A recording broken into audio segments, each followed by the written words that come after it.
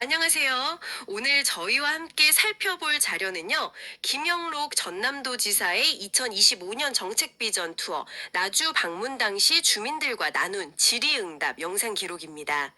네, 시민 대표들이 직접 현안을 묻고 답하는 정말 생생한 목소리가 담겨 있는데요. 그 내용을 좀 깊이 있게 들여다보겠습니다.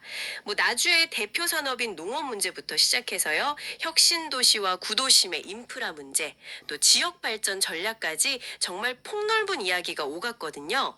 오늘 이 대화들을 통해서 지역사회의 구체적인 요구들이 정책 결정자에게 어떻게 전달되는지, 또 어떤 고민과 해법들이 오가는지 함께 따라가 보시죠.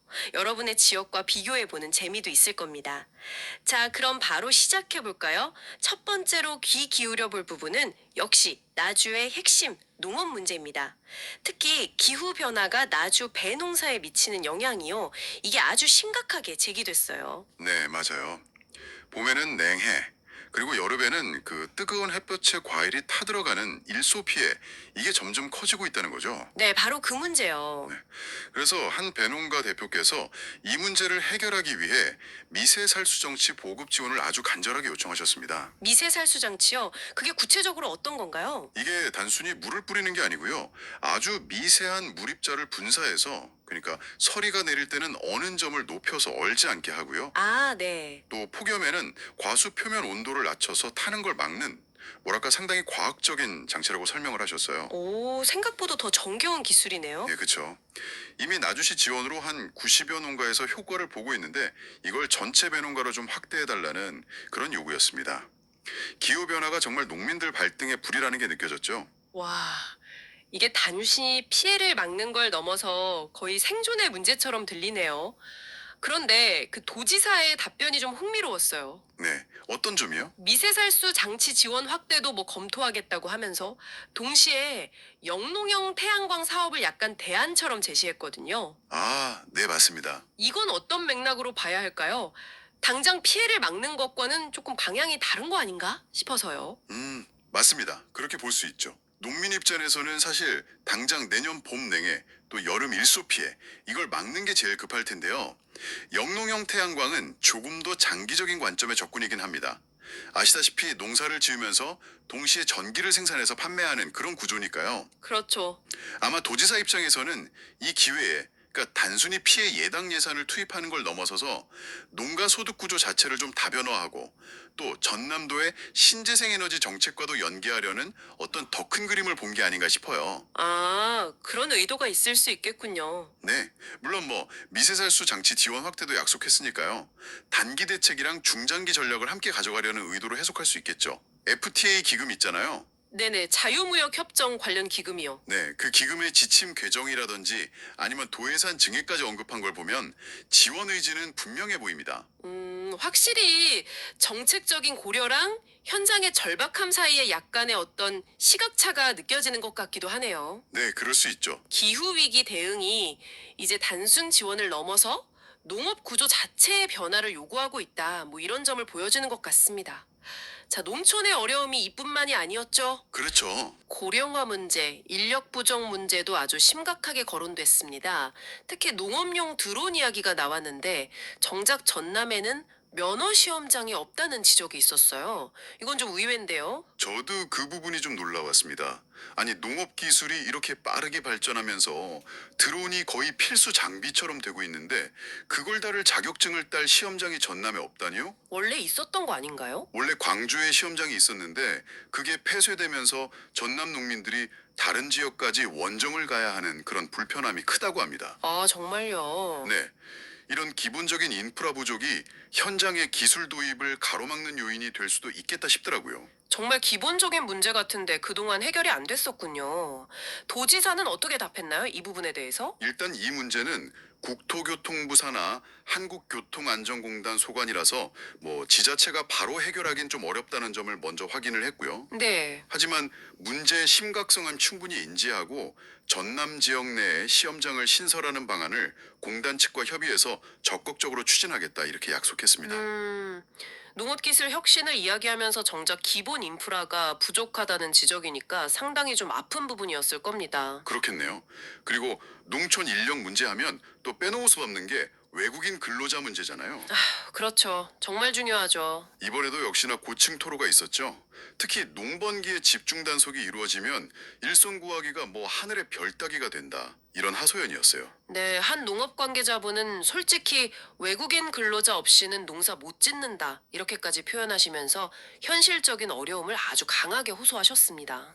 뭐 불법 체류자 단속 자체를 막아달라는 요구는 아니었지만 농번기 인력 공백이 너무 심각하니까 뭔가 대책이 필요하다.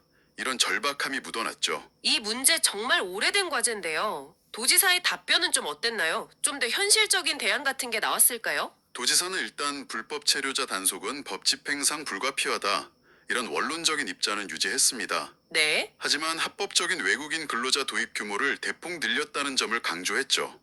연간 한 7천 명 수준이던 것을 올해 1만 5천 명까지, 그러니까 2배 이상 늘렸고요. 와, 2배나요? 네, 앞으로도 수요에 맞춰서 부족하지 않게 노력하겠다 이렇게 약속했습니다.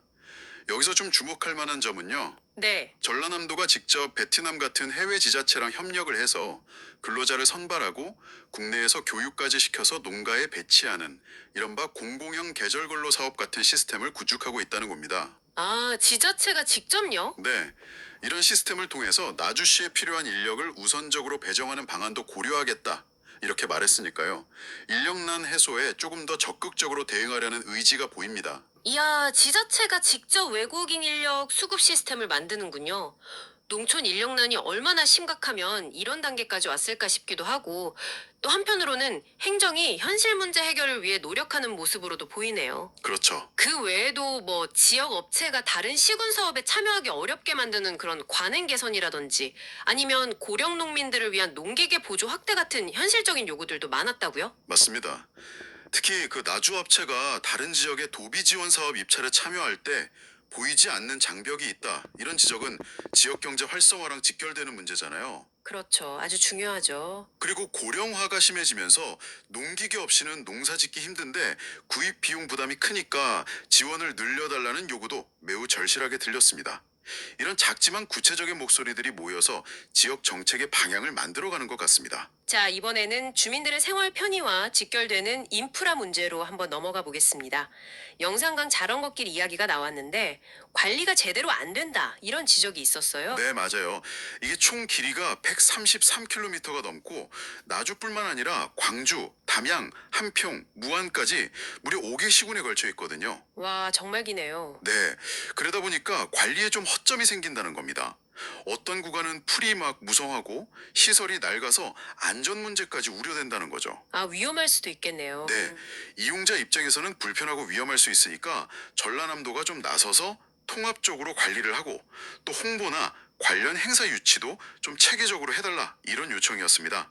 자전거길이 단순한 시설을 넘어서 지역 관광 자원이 될 수도 있으니까요. 듣고 보니 그럴만 하네요.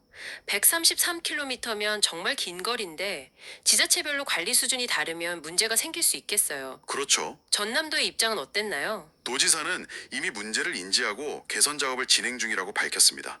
표준 관리 매뉴얼을 만들었고 총 103억 원이라는 적지 않은 예산을 투입해서 우선 52km 구간을 올해 연말까지 정비 완료하는 것을 목표로 하고 있다고 설명했어요. 103억 원이요? 네, 향후 도 차원에서 관리를 더 강화하고 전국 규모의 자전거 대회 유치 같은 활성화 방안도 적극 추진하겠다고 약속했으니 좀 더 체계적인 관리를 기대해 볼 수 있을 것 같습니다. 겠네요.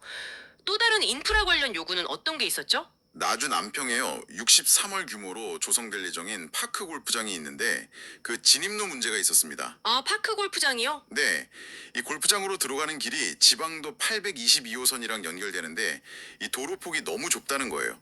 그래서 골프장이 개장하면 교통대란이나 사고 위험이 볼보듯 뻔하다 이런 우려였죠. 그래서 4차선 확장 공사를 빨리 좀 해달라 이런 요청이었습니다. 지역 수건 사업인 골프장을 만들어도 접근성이 떨어지면 효과가 반감될 수 있으니까요. 지역 발전을 위한 시설을 짓는데 정작 그곳까지 가는 길이 문제라는 거군요. 참 아이러니한 상황인데요. 해결책은 나왔나요? 도지사는 현재 도로 확장을 위한 설계 용역이 진행 중이고 내년 상반기에는 완료될 예정이라고 답했습니다. 아, 진행 중이군요. 네, 용역이 끝나는 대로 최대한 빨리 착공될 수 있도록 노력하겠다 이런 의지를 보였고요.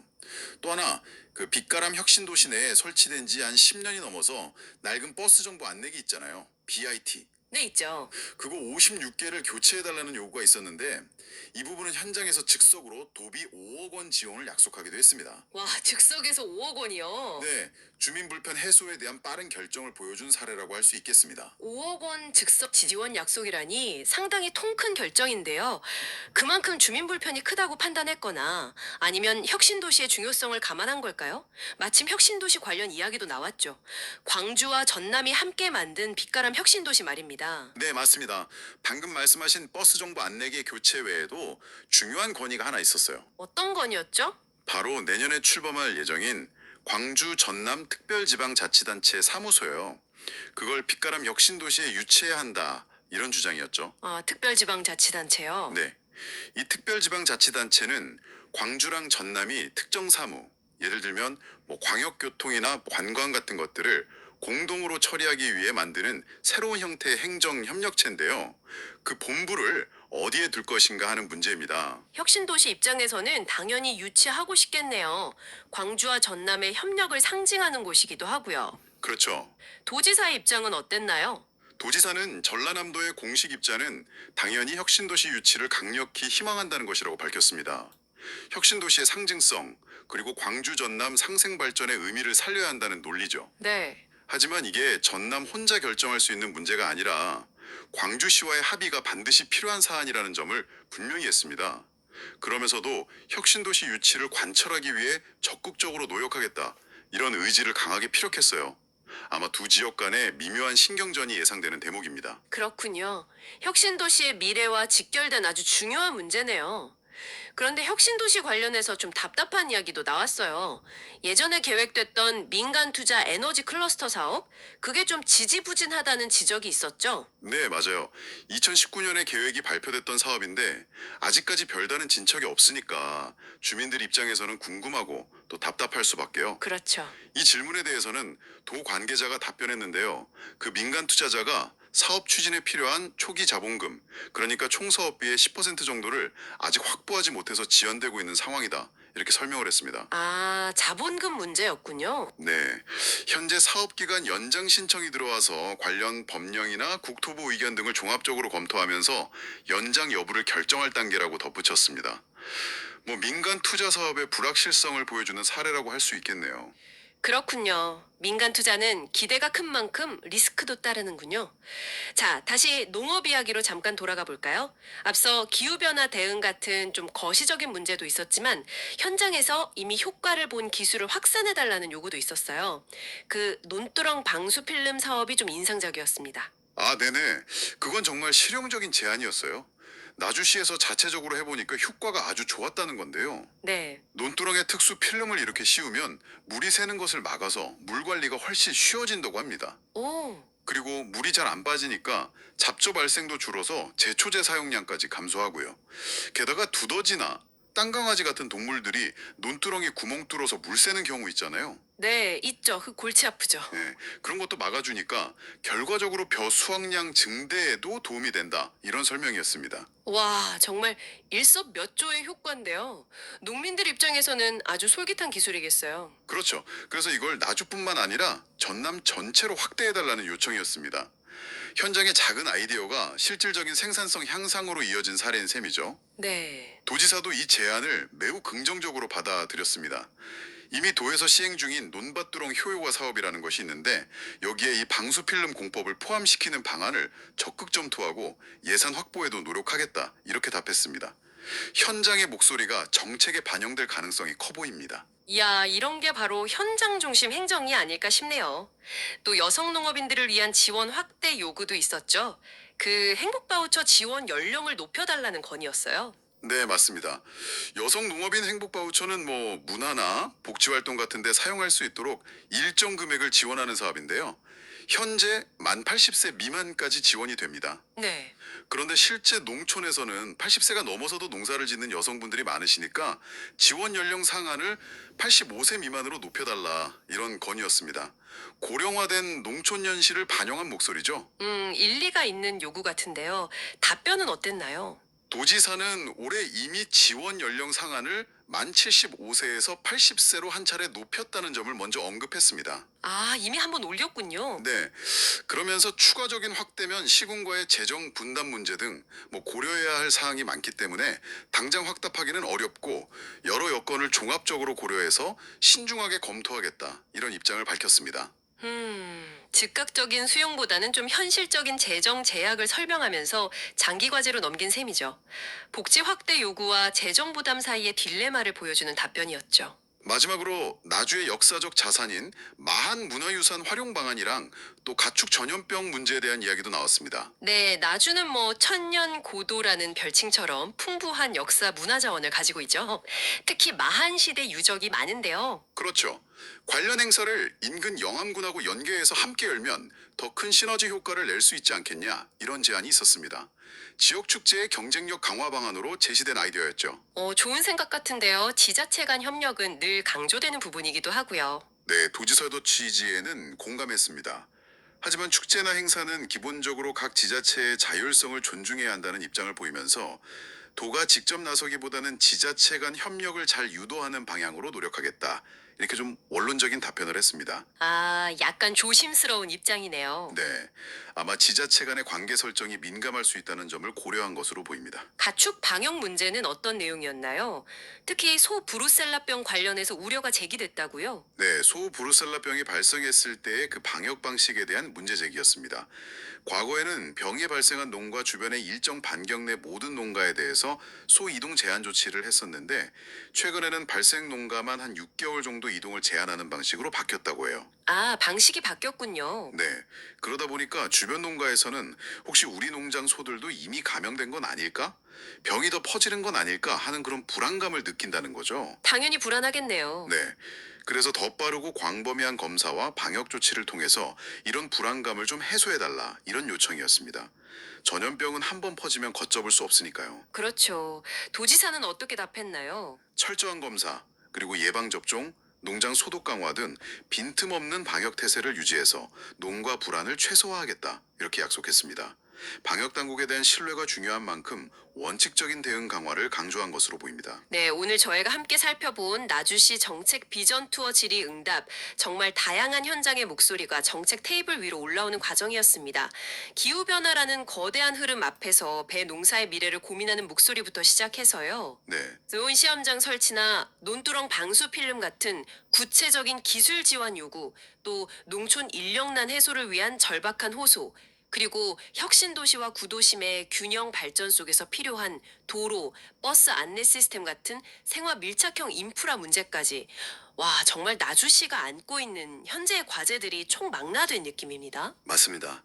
특히 그 빛가람 혁신 도시라는 새로운 성장 엔진과 또 천년의 역사를 가진 기존 농업 지역의 지속 가능성이라는 이 두 축을 어떻게 조화롭게 발전시켜 나갈 것인가 하는 그 나주시의 고민이 곳곳에서 엿보였어요. 아, 그렇군요. 예를 들어서 혁신 도시에는 특별 지방자치단체 사무소 유치를 희망하면서도 또 농촌 지역에는 미세살수 장치나 외국인 근로자 지원, 농기계 보조 같은 그런 전통적인 요구들이 공존하는 모습이었죠. 네. 주민들의 날카로운 질문과 또 행정당국의 답변 속에서 지역 발전을 위한 고민의 깊이와 또 때로는 존재하는 현실적인 제약들을 함께 느낄 수 있었습니다. 여러분께서는 오늘 이야기 어떻게 들으셨나요? 나주 시민들이 제기한 문제들 가령 뭐 기후 변화에 대응하는 농업 기술의 필요성이라든지 도농 복합 지역의 인프라 격차 해소, 고령화 사회의 복지 수요 증가 같은 문제들은요. 아마 여러분이 살고 계신 지역에서도 비슷한 형태로 나타나고 있을지 모릅니다. 그렇죠? 어디에나 있을 수 있는 문제들이죠. 네. 중요한 것은 이런 문제들이 어떻게 공론화되고 또 어떤 과정을 통해 해결책을 찾아 나가는가 하는 점이겠죠.